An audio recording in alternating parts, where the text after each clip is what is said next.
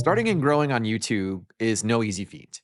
In today's video, I'm going to share with you the exact steps that I've taken over the last 4 months to grow my channel from 0 videos and 0 subscribers all the way up to 1,200 subscribers and nearly 40 videos. I'll also be breaking down how much I've earned every single stage along the way and how much I've spent as well. And if you stick around to the end, I'll reveal the top 4 things that I've learned over the last 4 months to help you stay focused and to get the most out of your early YouTube journey. Okay, jumping right in, let's talk about how I reached 1,000 subscribers on YouTube in 4 months while working a 9 to 5. And what we're going to cover today is really 5 main pillars, we'll call them, that really map to the time I've spent on the platform. So we'll talk initially about the preparation that I did leading up to posting my first videos on YouTube.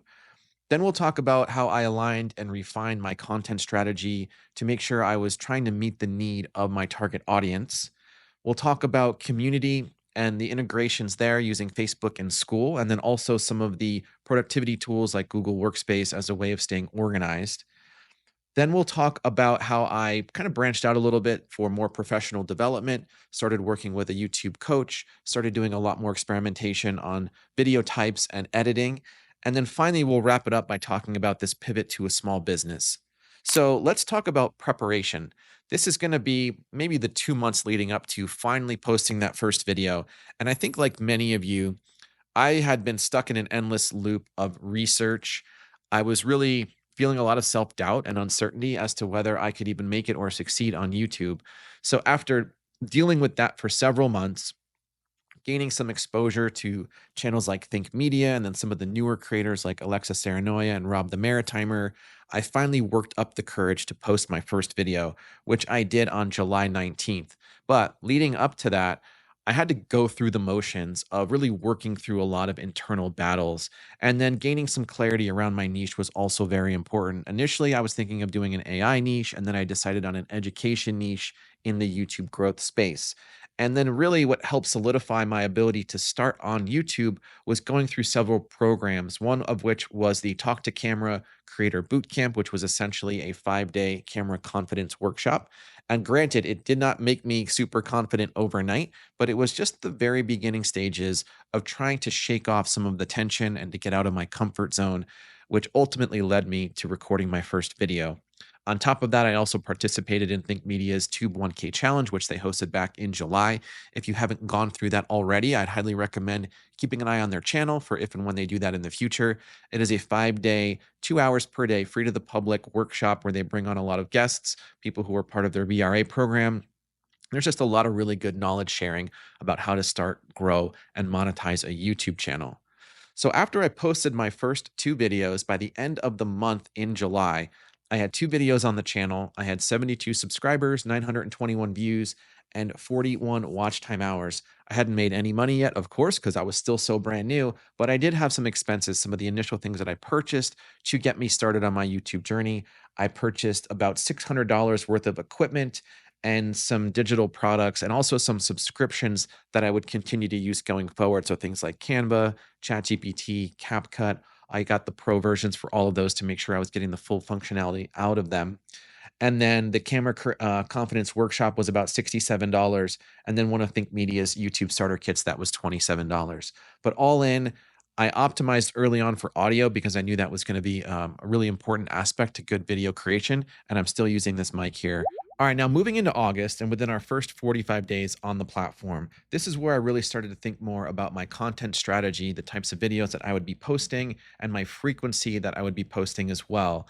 So, what I landed on was I really wanted to do 2 videos per week. Monday and Friday would be the interval.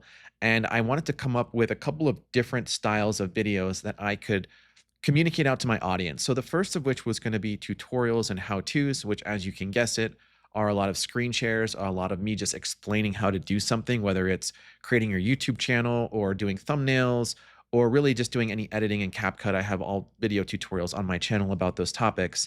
The second main pillar for my content strategy was analytics and monetization. So as you guys know, every Monday for a good chunk of the last 4 months, I had been posting a weekly YouTube Studio and monetization update where I'm tracking my journey towards monetization and talking about stuff that's happening within the YouTube Studio. So this was a really good way of me getting a second video posted on my channel each week. And the time and resources it took to film that video and get it posted was not as much as a traditional tutorial or maybe self-reflection or inspirational video, because it was something that I was doing every single week. So my encouragement here for you guys would be, if within your niche you have the ability to create some sort of series that you can lean on every week as a way of getting another video posted, as long as it doesn't take up too much additional time and detract from the overall quality of the videos that you're trying to post, it would be a good idea to get some extra exposure and extra experience and extra practice by creating that second video for your channel. And then finally, the third pillar was more of a self-reflection or inspirational, aspirational style video, where it's just me kind of talking about my experience and my journey as a way of, kind of letting my guard down and relating to you guys, the audience, so that you can learn a little bit about me.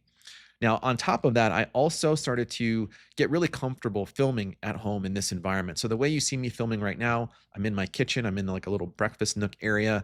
I've got my mic dialed in, I've got my camera with my tripod, all working flawlessly. I've got a lot of natural light coming in from the windows. So whenever I need to record a video, I know I have a really reliable scene that I can come down and record on. In addition to that, the equipment that I'm using is pretty low tech. I'm using this microphone that we've already talked about, got it plugged in via USB to my iPhone 15 that is doing all the video.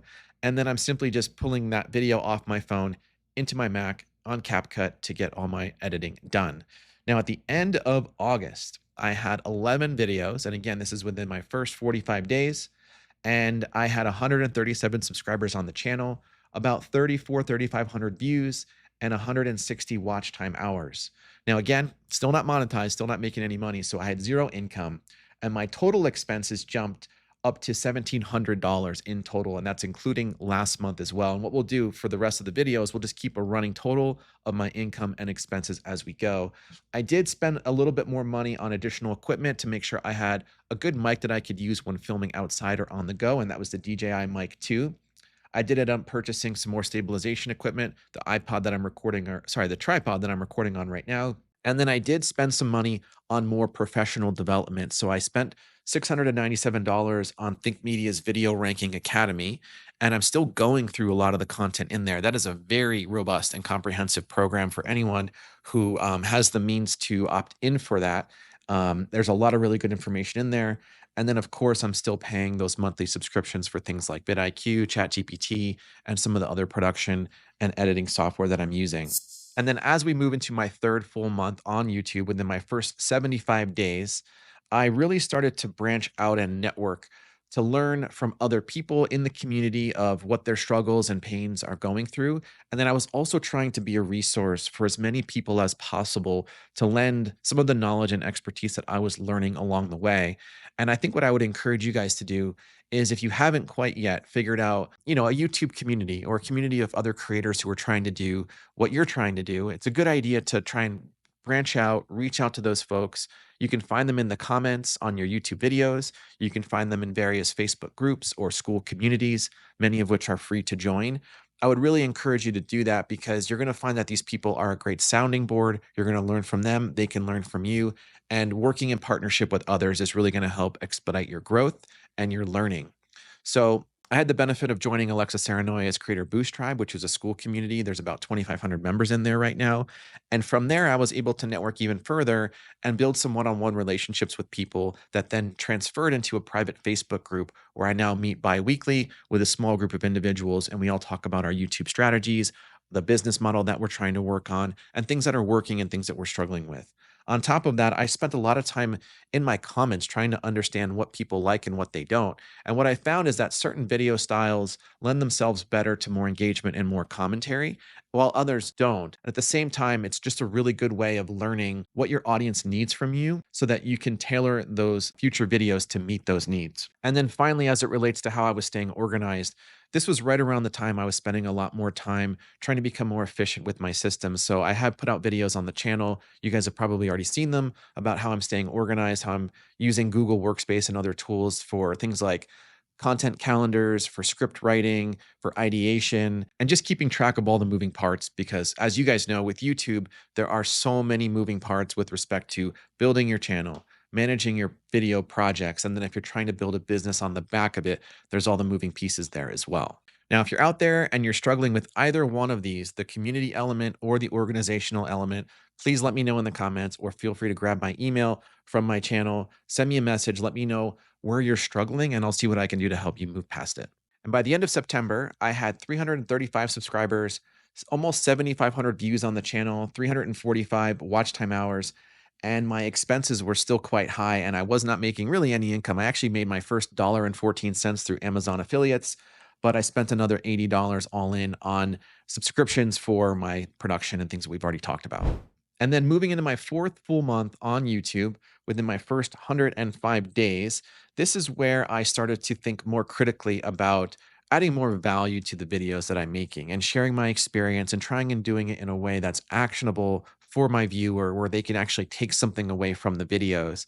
So I started to think a little bit more critically about this. It's now becoming a more central part of my content strategy. Is really anything that I film, it has to provide value in some way. It can't be self-serving, which honestly sometimes is a struggle to understand. But then on top of that, I wanted to also develop myself more as a video producer. So not just getting better at speaking on camera, but also getting better on the back end with editing. And in October, I spent a lot of time editing videos, learning new techniques, watching a lot of tutorials. And what I found was I could edit a video quite well, but it was really time consuming and maybe not worth the time. So ultimately, what I learned from this experience is that as long as you can convey a lot of value and you can do it in a way that's authentic and relatable, you don't need to overly edit your videos. But it really all does depend on the style of content that you're producing. If you're in the education space like I am, videos like this, talking head, you can educate your viewer without doing a ton of editing. Although, if you can use things like animated text and B roll and help illustrate the points that you're trying to make visually, that's going to help with retention over time. Now, if you're in the entertainment niche, then of course, your videos need to be a lot more flashy than what you're seeing right now. And so the takeaway here for you guys would be let your creativity flow if you can, right? Try not to get stuck in making videos a certain way. Try different styles of videos, whether it's a vlog, a talking head, whether it's a screen share or a tutorial. See what you feel good recording and try to double down on some of the ones that are more successful. If you're finding that you're doing a lot of tutorials and they're not getting the views, try to do a talking head video that's less scripted and see if people relate to that a little bit better. That's what worked for me in the month of October, and it actually was a really good month for me. I finished the month of October with 899 subscribers on the channel, 21,000 views, and about 1,300 watch hours. And this was a big increase from September. Now, of course, I also started to spend more money on myself as well. I spent $2,800 on a YouTube coach that I'm now working with. I still had all of these subscriptions, and then I spent another $27 with Creator Hooks, which was essentially an e-guide on how to write good titles for your videos. Now, on top of that, I made an extra 20 bucks through Amazon affiliates. So all in, you can see my net expenses is around $4,600 so far. And then finally, moving into our fifth full month on YouTube, this is where we made the pivot to thinking about our YouTube channel like a small business. So a lot happened in the month of November. I began working with my YouTube coach, as I mentioned. I got a lot more clarity and guidance around my business strategy, listening to them talk about their experience and their journey and what worked well for them. And as a result of those coaching conversations, I started to open up my own consulting business. And so far, I've had 3 clients reach out and book time with me, which is great. That's a really good start for me, I think. And then I've also started to legitimize this business effort by uh, registering it as an LLC. I've set up a domain that I've registered. I've got a business email. I'm building a landing page right now with the lead magnet, and I'm doing a lot of other things behind the scenes to further legitimize this whole business entity. And so I think the takeaway here for you guys is it really just depends on what your strategy is with YouTube. All of the things that I've shown you so far, you certainly do not need to follow any of these. This is really just me sharing my experience so you guys can maybe glean a hint or an insight or two. But just wanted to make you aware of the efforts that are underway in order to get me from 0 to over 1,200 subscribers. So that's where we are right now. 37 videos on the channel, all in, 1,200 subscribers, almost 30,000 views on the channel, and about 1,700 watch time hours. Now, my expenses are about $5,000 so far since I've started my YouTube journey, but I did in the month of November start to earn a little bit of income. So I earned $384 in consulting plus my Amazon affiliates, which gets me to right around $400 in gross income. After expenses, I'm right around 4,600 or $4,700 in the red. Now, again, all of this to say, that's okay, right? For anyone starting a new business, there's always startup costs associated, especially as it relates to registering an LLC and getting a business website off the ground. So, a lot of this stuff is to be expected. All right, let's talk about the four key learnings that I've taken away after everything we've just talked about. Number one is probably the most important thing I can stress for any new creator, and that is value and the value that you're trying to provide to your audience, especially if you're in the education space like I am. Being able to cut through the noise, differentiate yourself, and educate and inform and entertain people in a way that's unique and novel, that's going to be really, really important. And I think if you can spend the majority of your time thinking about how to add as much value as possible, that's going to separate you and get you the most traction early on. This is going to trump literally everything else you can focus on. Ignore all this business stuff that I'm talking about. Ignore all the community stuff that I'm talking about. Even ignore the audio and video quality. If you can provide value, then people are going to watch your content. And that's going to show the algorithm that your video is worth watching, which is going to give you more impressions, more views, more watch time, and so on. The second most important thing, and again, this is just from my experience, is consistency. I committed to myself very early on that I was going to do 2 videos per week. And I think what this does is it helps to reinforce for your viewers that you are showing up every single week. And that's going to help encourage people to want to subscribe to your channel and to want to watch future content because they know that you are in it and you are dedicated and you are there to help them succeed or help them learn something. So if you can continuously show up week over week, even when it sucks, even when it's slow, even when you hate the video that you just recorded, that's going to be among the best ways to gain exposure, to gain awareness with your audience, and to just show people that you're there for them. Now, the third thing I'll mention is authenticity. Oftentimes, as newer creators, we seek to emulate our heroes on YouTube. And whether that's trying to edit like them or whether that's trying to talk and look and act like them. But if you do it in a way that's disingenuous, that's not authentic to who you are, your audience will see right through that and they're going to click away. They want to see the real you. Even if you don't see the value in the real you, other people will. So I would really encourage you to, as best as you can, in your own time, let your guard down. Try to speak authentically from the heart when and where it's applicable, and just let the algorithm do the work. In a perfect world, if you're yourself every single time, YouTube is going to see that and then they're going to find people who relate to you. This way, you don't have to go out and pretend to be somebody that you're not. And then the fourth and final thing I'll call out is that action is always greater than planning.